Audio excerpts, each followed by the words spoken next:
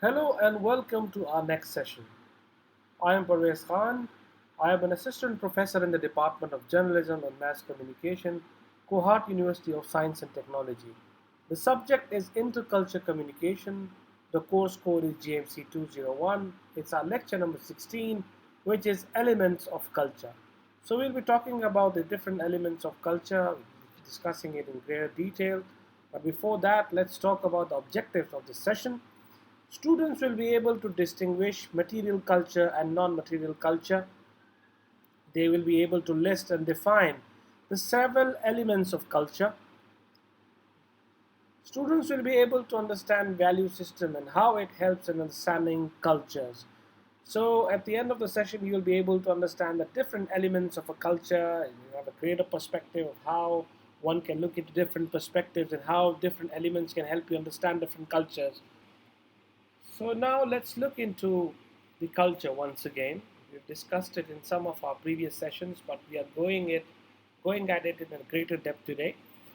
So culture is often defined as the symbols, language, beliefs, values, and artifacts that are part of any society. So you can see that these important elements, symbols, language, beliefs, values, and artifacts are part of any society. And as per this definition, there are two basic components of culture. One is the ideas and symbols on one hand, and artifacts and material objects on the other hand.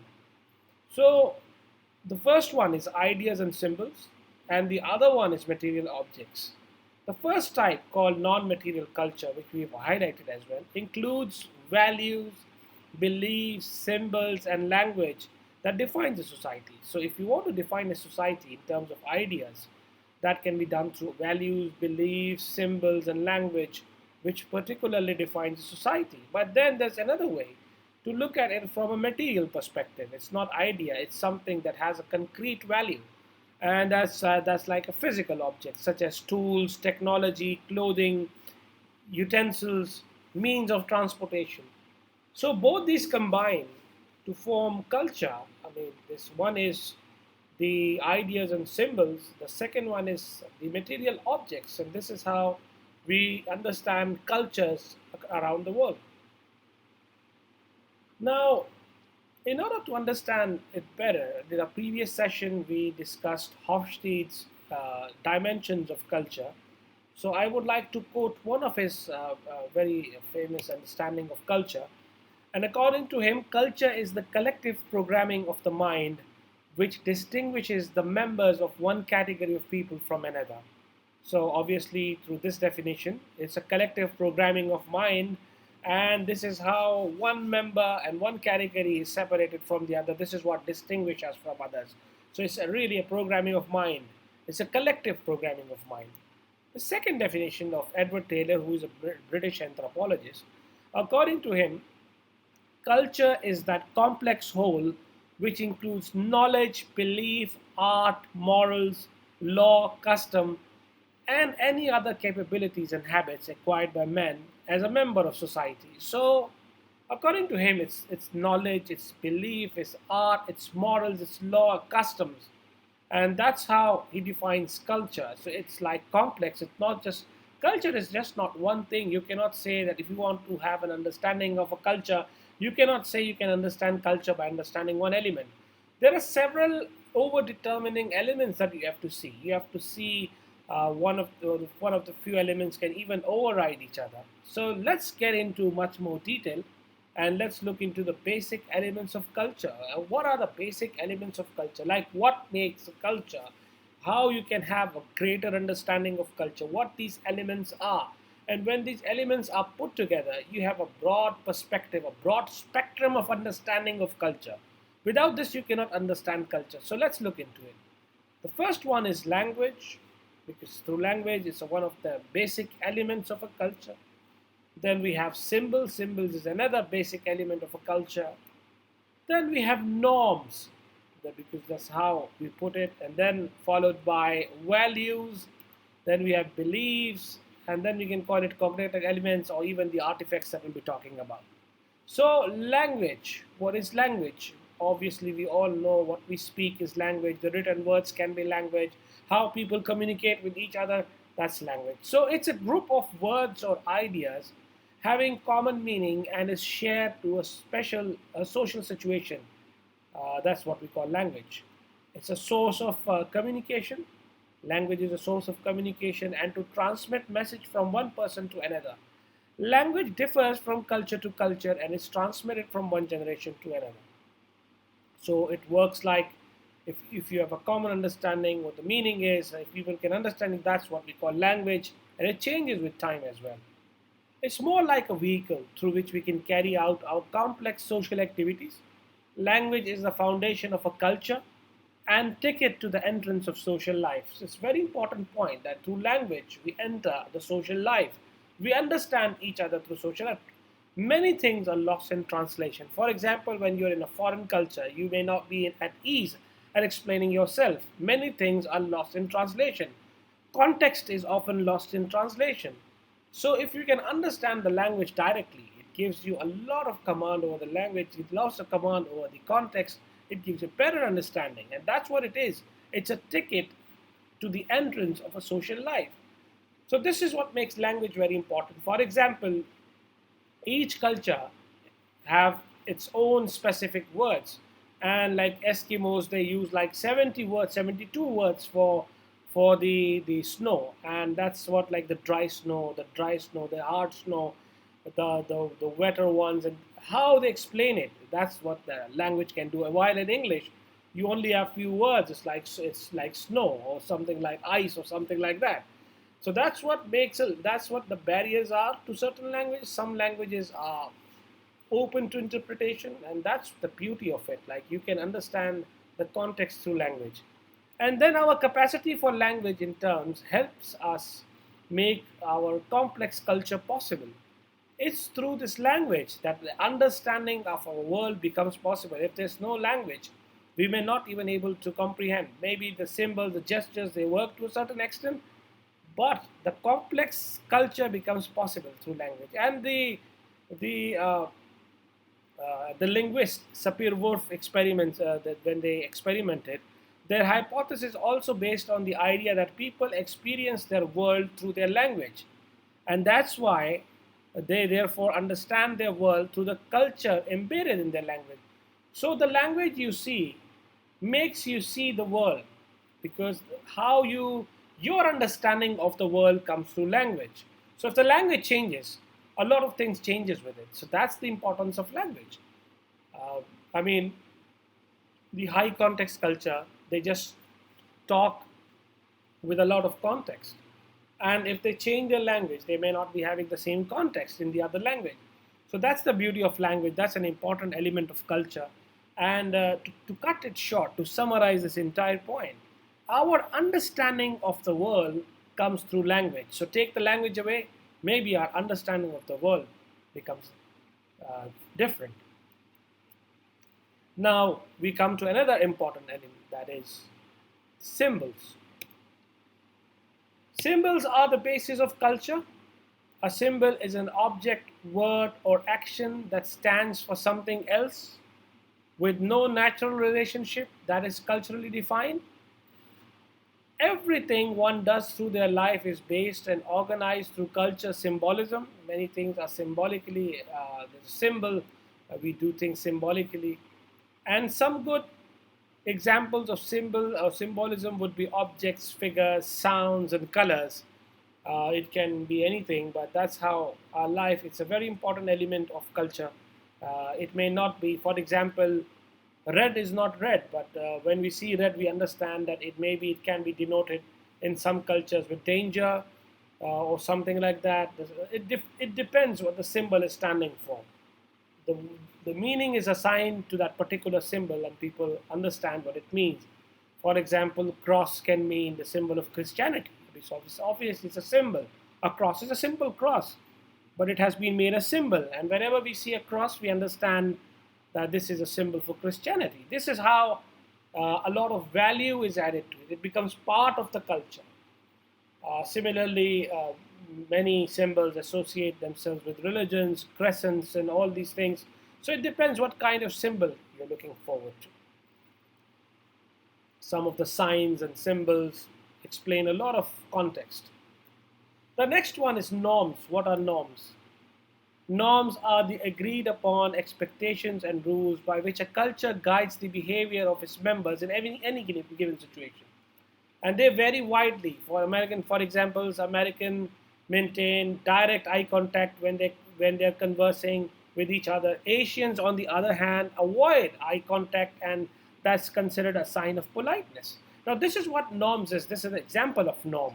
Like sometimes in the low context culture, if you're not looking into their eyes, they get an impression that you're not giving them importance, you're trying to ignore them, or something like that. While in Asian countries, if you do this, if you're looking and staring to someone in the eye, it may be considered offensive. So, this is what norms of a particular place are. And there are four types of social norms that can help inform people about the behavior that is considered acceptable. That is folkways, mores, taboos, and law. And folkways are normally behaviors that are learned and shared by social group that we often refer to as customs, because there must customs and traditions that are not morally significant, but they can be important for social acceptance. For example, if someone comes into a bus and you are sitting and that person is an elderly person, traditionally people expect you that you will stand up and give your seat to the elderly person. So that is, you are not bound to give that person a seat, but since it's customary, it's traditional to respect elders, so it's socially acceptable. And sometimes if someone is rude with elderly people, so people even ask you to stop because they tell you that he's an elderly person, you should give respect. And that's how a lot of things are defined, and that's what the cultural differences are. So that comes and falls into the category folkways. It's customs and traditions. Then we have formal norms versus informal norms, and the formal norms are also called mores. It's like mores. That's how it's pronounced. And laws refer to the standards of behavior considered the most important in society. Examples in the United States include traffic laws, criminal codes. For example, if no one will be crossing the pedestrian pathway, if pedestrians are crossing, the cars will stop there. They will give respect to the people crossing on the zebra crossing. So that's how it's different. And the informal norms are also called folkways, as we just discussed, and customs. And it refers to the standards of behavior that are considered less important but influence. It still influences the way how we behave, like table manners or how people interact and how they talk to each other, how they give space to each other. That's what informal norms, but they're parts of society. So cultural values are very important, and that's what brings us to our next discussion. It's about values. What are values in a culture? Values are a culture's standard for discerning what is good and just in society. Values are deeply embedded and critical for transmitting and teaching cultural beliefs. Very important, they're embedded, and it just gives supporting end to the cultural beliefs. Values often suggest how people should behave, but they don't accurately reflect how people do behave. It portrays an ideal culture, and the standards of society would like to embrace and live up to it. And they are not static. Let's come to the last point. They're not static, they vary across time and groups as people evaluate, debate, and change collective social beliefs. Values also vary from culture to culture. For example, cultures differ in their value about what kinds of physical closeness are appropriate in public. For example, in some cultures, people can stand together, and while in other cultures, it's considered rude if people talk too closely, if they just cross their appropriated distance. So, this is what defines the values. So, values are of key importance. They define, they basically standardize any culture, but it changes with time, and there are lots of debates going on around the different values change with time, and that's how, for example, these days, a lot of value is given to female education. It's prioritized these days. Things were different back then in the patriarchal setups. So values change with time. Now, education is considered an important element in anyone's life and is considered equally important for women. So values change with time. Now coming towards the artifacts. What are the artifacts? You can see the picture. These are some of the artifacts from the Bronze Age. Basically, these are some tools or some object materials that can give you an overview of a culture, of an era, of a lived experience. So, what is an artifact? Well, basically, these are material objects that constitute a society's material culture, material objects that constitute a society's material culture. But obviously, when we are living in time and space, and we have material culture. We are using objects. Even when the wheel was invented, it was part of the culture, and it's preserved. And now we have different. Now we are living in technological modern age. Maybe 200 years from now, the mobiles that we're using, the mobile phones that we're using, may be artifacts. The laptops would be artifacts, and people will be talking about us that 200 years ago people were using these things and these objects, and that's how it's how the artifacts basically reflects the time spent. It talks about the legacy of the people that just lived before you, and they are largely limited to a few tools. It can also be the huts that people live in and the clothing they wear. And artifacts exist as a result of behavioral and transformational processes. Behavioral processes involve acquiring raw materials, manufacturing these for specific purpose, and then discarding after use. So, transformational processes begin at the end of the behavioral processes. That is when the artifact is changed by nature or it has been deposited. I mean, when the time passes. So, it can be anything, but mostly when we talk about artifacts, it's from the history, it's about the time spent, it's about the culture or the era that has been spent. And it's a crucial aspect in answering archaeological questions about the past. It gives a lot of insight. So for me, artifacts gives you a greater understanding of a culture, and it gives you it just broadens your horizons when you're discussing culture. So coming back to the towards the end of the session, we'll talk about what did we learn today.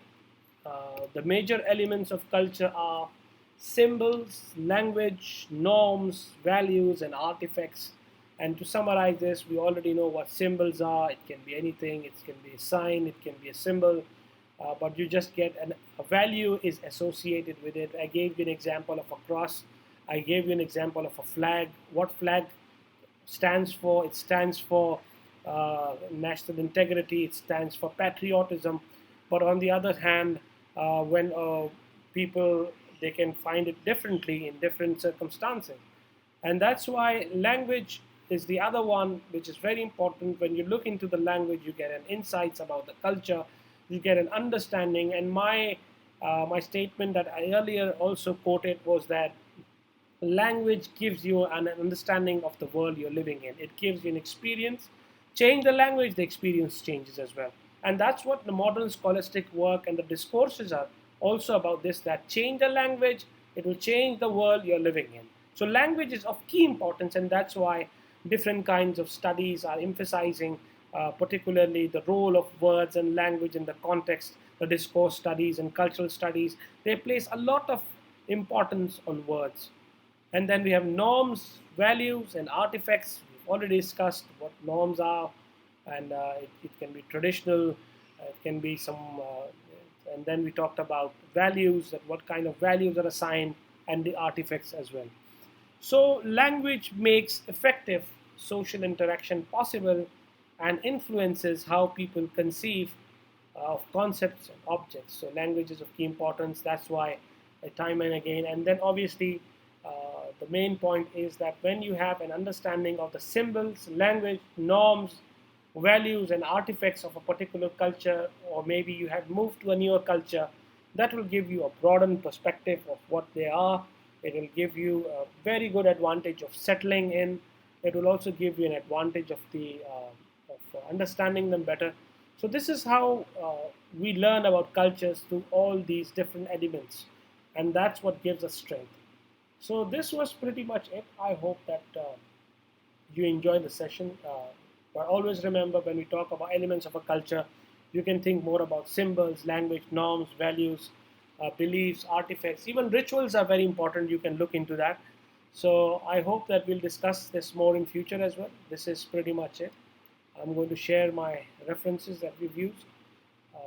You can put in questions if there's some confusion. So we'll be talking more about it in the coming days. I hope you enjoyed the session. Thank you very much for being here. Stay in touch, and we'll talk more about it in the coming session. Thank you very much again. Goodbye.